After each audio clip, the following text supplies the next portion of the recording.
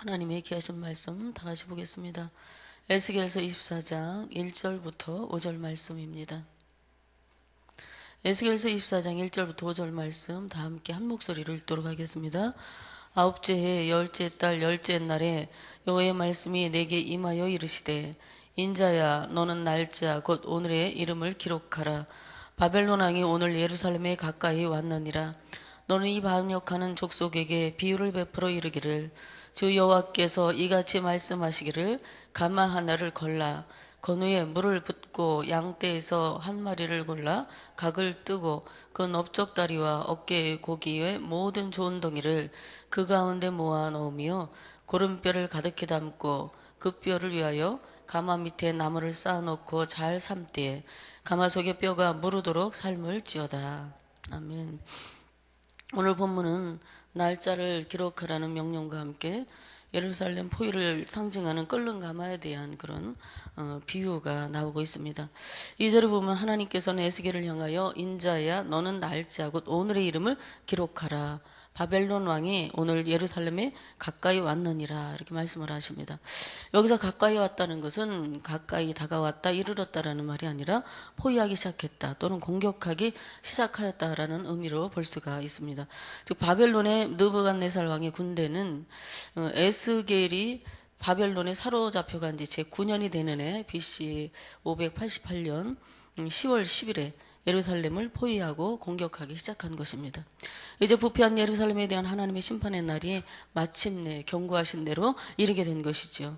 그러면 오늘의 이름은 어떻게 기록될까? 한번 생각해 보면 하나님께서 보응하시는 날, 두려운 날, 고통의 날이라는 그런 이름으로 아마도 에스겔을 통해서 기록되어지지 않을까 이렇게 생각해 볼 수가 있겠습니다. 하나님은 그동안 예레미야나 하박국 선지자 그리고 에스겔 선지자를 통해서 회개를 촉구하시며 회개하지 않을 경우에 바벨론을 통해 예루살렘을 멸하시겠다고 거듭하여 경고해 주셨습니다. 그러나 예루살렘에 대한 하나님의 심판이 없을 것이라고 안일하게 생각하면서 제약에서 돌이킬 줄 몰랐던 이 남유다 백성들에게 어떤 일이 일어난 것입니까? 마침내 그렇게 경고하셨던 그날 심판의 날이 이르게 된 것입니다. 이렇게 되는 것이죠. 그래서 얼마나 그들이 그날이 되면 당황했을까요? 우왕좌왕하며 뼈가 녹고 간담이 서늘했을 것입니다. 그제서야 자신들의 어리석음을 통탄하면서 가슴을 쳤을지도 모르겠습니다. 그러나 이미 기회는 지나가고 말았습니다. 3절부터 5절을 보면 그들이 당할 그 심판의 날이 얼마나 가혹한 것인지를 알 수 있는 비유가 있습니다. 하나님께서 에스겔을 향해 가마솥을 하나 걸고 그 안에 물을 부은 다음에 양 한 마리를 잡아 각을 뜨고 고기들과 뼈를 넣고 불을 지펴 뼈가 무를 때까지 삶으라 라고 지시하십니다. 여기에서 가마솥은 예루살렘을 상징하는 것입니다. 가마솥 안에 넣어진 양고기와 뼈들은 예루살렘 사람들을 의미한다고 볼 수 있는데 그 가마솥 안에 던져진 그들은 그 가마솥을 뜨겁게 달구는 불은 그리고 가마솥에 불을 지펴 그 부패한 그 뼈들은 예루살렘 사람들을 의미한다고 볼 수가 있습니다. 그리고 가마솥을 뜨겁게 달구는 불은 부패한 예루살렘을 향한 하나님의 진노하심을 상징하는 것으로 보여집니다. 그리고 가마솥에 불을 지펴 양고기와 뼈들을 삶되 뼈가 무를 때까지 삶으라. 이런 말씀은 예루살렘을 향한 하나님의 진노하심이 얼마나 극에 달하셨는지를 볼 수가 있는 장면입니다. 예루살렘 모든 거주민들이 완전히 멸할 때까지 멈추지 않으실 그 하나님의 진노를 상징적으로 나타내주고 있는 것이죠. 참으로 무서운 말씀을 우리가 대면하고 있습니다. 그런데 이스라엘 백성들은 착각은 자유라는 말처럼 그 비유를 잘못 이해하고 있었습니다. 그들은 11장 3절에서 이 성국은 가마가 되고 우리는 고기가 된다 이렇게 장담합니다. 이스라엘 사람들이 예루살렘을 안전한 가마솥이라고 여기고 자기들은 그 가마솥 안에 있는 고기로 생각해서 자기들의 성에 어떤 환난이 닥쳐온다고 해도 자신들은 가마솥에 들어있는 고기처럼 안전할 것이다 라고 해석했던 것이죠. 그러니까 설령 전쟁이 그 나라에 일어난다고 해도 마치 가마솥이 그 안에 있는 고기를 보호하듯이 자기들이 믿고 있는 하나님의 도성 예루살렘이 있는 한 자신들이 잘 보호받을 것이라는 안일한 생각 가운데 빠져 있었던 것입니다. 그러나 이러한 믿음은 여지없이 무너지고 말았습니다. 그들이 안전한 장소 가마라 여겼던 예루살렘 성은 그들을 뜨거운 심판의 불로 달구어서 파멸시키는 장소로 변하고 말았습니다. 가마솥에서 뼈가 물러지게 삶아진 것은 그들이 완전한 멸망을 받게 됨을 상징하고 있는 것이죠. 그 조운동이라고 하는 것은 바벨론의 침공으로 1차, 2차 예루살렘이 함락되고 포로로 끌려갈 때에 자기들은 하나님 앞에서 뭔가 선한 구석이 있었기 때문에 자기들은 살아남아 예루살렘에 있다라고 자만하며 여전히 하나님 앞에서 죄를 짓고 우상을 숭배하고 하나님께로 회개하고 돌이키지 않았던 그 사람들에 대한 하나님의 남겨진 심판이 가해지게 되는 것이죠. 그렇게 선지자들을 보내시고 그들을 통해 회개할 기회를 하나님께서 계속해서 주었는데 그들이 기회를 붙들지 않았습니다. 높은 지위나 안전한 거처 그리고 예루살렘이 하나님의 심판으로부터 보호해주지 못한다는 사실을 그들은 깨닫지 못하고 있었던 것이죠. 회개하고 진심으로 돌이키는 자만이 하나님의 진노를 면할 수가 있습니다. 예루살렘 바벨론이 포위 공격한 지 1년 6개월 동안 기근과 전염병과 바벨론 군대의 지속적인 공격으로 엄청난 고통을 당해야만 했고요. 결국에는 버티지 못하고 멸망당하고 말았습니다. 오늘날도 사람들은 하나님을 업신여기면서 세상의 헛된 우상과 세상의 무익한 재물과 세상의 험한 영광을 사모하며 그것을 절대적으로 의지하려고 합니다. 그러나 여러분, 오늘 말씀에 이 예루살렘이 하나님 배신하고 예루살렘 성의 견고함을 믿다가 파멸에 이른 것과 같이 그들 역시도 실제로 비참한 결과를 맞이하게 될 뿐이라는 사실을 성경을 통해서 우리에게 깨닫게 해주시고 있는 것을 보게 됩니다. 심판이란 그다지 듣기에 참 좋은 말이 아닙니다. 그런데 성경은 누누이 이 말을 반복하고 있어요. 심판이란 말을 즐겁게 들을 자가 없음에도 불구하고 하나님께서 이렇게 강조하시는 이유가 무엇일까요? 말씀을 준비하고 전하는 저도 심판, 계속해서 심판에 대한 말씀을 하니까 저도 그렇게 좋지는 않습니다. 그런데 모든 사람이 죄를 범하고 제 가운데 있지만 그러한 인생을 하나님이 사랑하시니까 기회를 주시려고 구원하시려고 계속해서 심판에 대한 말씀을 통해서 경고하시는 것입니다. 믿음의 성도에게는 이러한 역사적 사실들을 보면서 깨닫게 하시고 반면교사를 삼아 세속에 물들지 않는 삶, 구별된 삶, 선민으로서의 삶의 정체성을 가지고 살도록 각성시켜 주시려고 이런 말씀이 기록되어 있는 것이죠. 가마솥은요, 요리하는데 아주 좋은 도구입니다. 저도 어릴 적에 부엌에 크고 검은 가마솥이 있던 그런 가정에서 자랐습니다. 가족이 많다 보니까 어머니께서 큰 가마솥을 자주 사용하셔서 윤기가 반들반들, 솥뚜껑이 윤기가 반들반들 났어요. 어머니 그 솥에 나무로 불을 떼서 하얀 쌀밥을 지어주셨고, 그리고 나서 구수하게 익은 눌린 누룽지를 숟가락으로 팍팍 긁어가지고 꽁꽁 뭉쳐서 애들 가족 수대로 이렇게 나눠주셨던 그런 기억이 있습니다. 낮에 학교 갔다가 와서 부엌에 들어서 가마솥 뚜껑을 열면 그 안에 고구마, 감자 같은 거 삶은 것이 이렇게 오롯이 그릇에 담겨 있어요. 그런 가마솥에 온기가 남아 있어서 그 간식이 따뜻하게 제가 이제 먹었던 그런 기억이 있습니다. 그렇게 유용한 이 가마솥이 여기에서는 하나님의 심판의 도구로 비유되고 있는 것을 우리가 보게 됩니다. 하나님께서 유다 왕의 궁전을 아름답고 번영하게 하셨고, 유다가 하나님에게 소중하고 귀하다가 할지라도 그들의 죄의 대가는 하나님이 준비하셔서 보내신 파멸할 자들이 나무돌을 베고 예루살렘을 불태울 것이기 때문에 끓는 가마 속에 있는 것처럼 그들이 당할 일들은 감히 상상할 수 없을 만큼 무섭고 두려운 일이 될 것이라고 에스겔을 통해서 하나님께서 예언의 말씀을 주고 계십니다.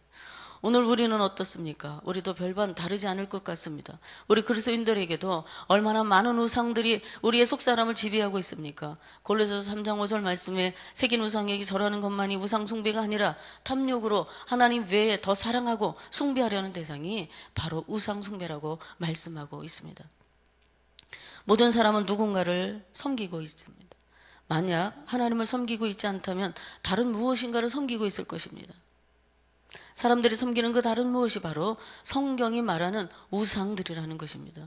세상 사람들은 쾌락을 섬기고 물질을 섬깁니다. 인간을 숭배합니다. 과학의 힘을 숭배합니다.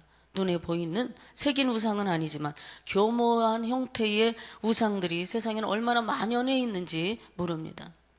사람의 마음을 쏟고 빼앗겨버리는 그런 모든 것들이 우상이 되는 것이죠. 이스라엘 백성들 하나님을 경외하는 민족이에요. 오직 하나님만을 섬기던 그러한 백성들이며, 그러나 한편 하나님으로부터 그들의 마음이 돌아서서, 한번 그들이 하나님부터 마음이 돌아서 버리고 다른 것을 사랑하니까, 이방인들이 섬기는 우상에 빠져버리고 제약에 빠져서 하나님 사랑을 잊어버리니까 그들이 눈이 멀고 귀가 멀어버렸습니다. 그래서 에스겔이 회개를 외치고 너희들 가는 길 하는 게 잘못된 거라고, 돌이키라고, 하나님이 진노하신다고, 이래도 그 자리에 있으면 안 된다고 그렇게 이야기했지만, 하나님의 도성 예루살렘에 있는데 하나님이 설마 멸망시키지는 않으실 거라고, 자기들 스스로 위로를 받으며 하나님의 집에 있으나 하나님이 아닌 다른 무엇들을 붙들고 있는 그런 사람들이 있었기 때문에 하나님은 그들을 심판할 수밖에 없었습니다. 우리가 알듯이 세상과 이 세상에 속한 것은 그것이 무엇이든지 하나님의 심판의 날 불에 다 없어지고 말 것입니다.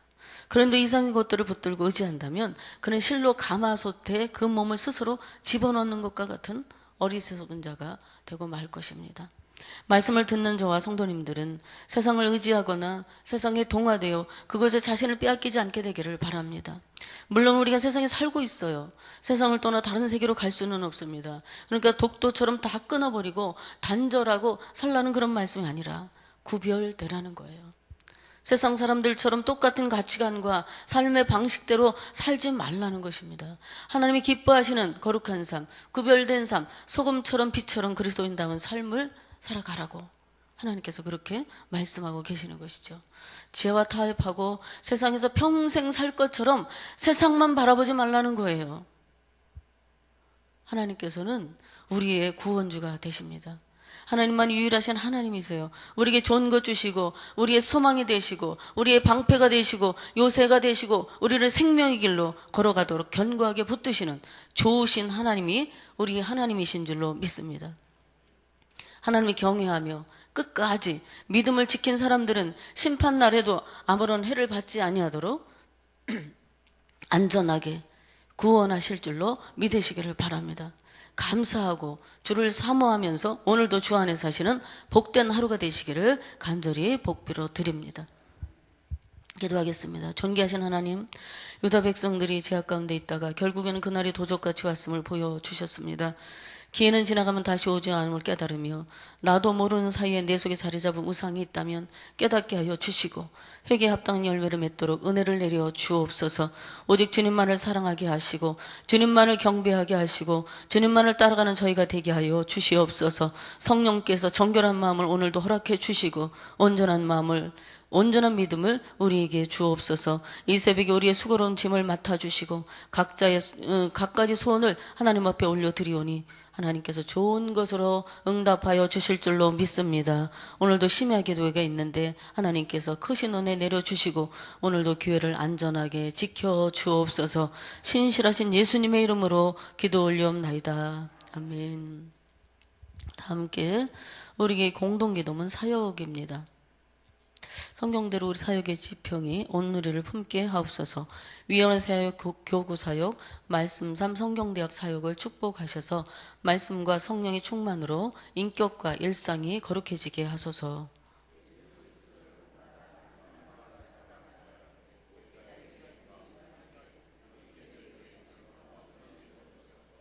한 사람을 사랑하고 세우는 일이 사역의 근원이 되게 하시고 하나님 나라에 헌신하는 작은 모임을 거룩한 영으로 채우시며 우리 사역의 사회 변동과 역사 흐름을 이끌어 가게 하옵소서.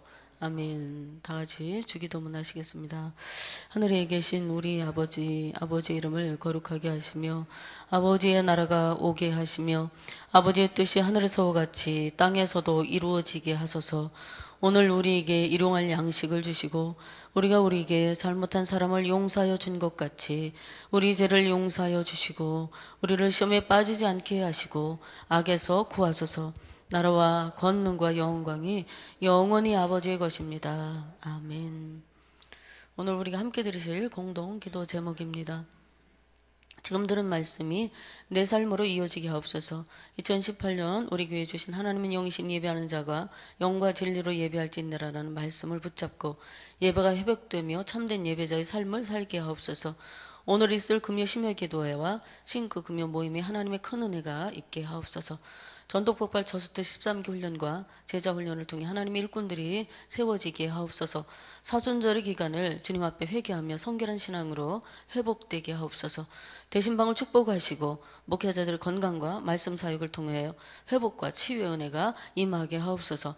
성도들의 가정과 사업장을 축복하시어 하나님의 은혜와 평강이 넘치게 하옵소서. 특별히 범사경영의 및 금세 사순절을 축복하시고 사랑 나눔을 통해서 온라인 솔롱구의 생명을 살려 주옵소서. 이렇게 공동 기도 제목과 가지고 오신 기도 드리신 후에 삶의 자리로 나아가도록 하겠습니다. 아버지 고맙고 감사합니다.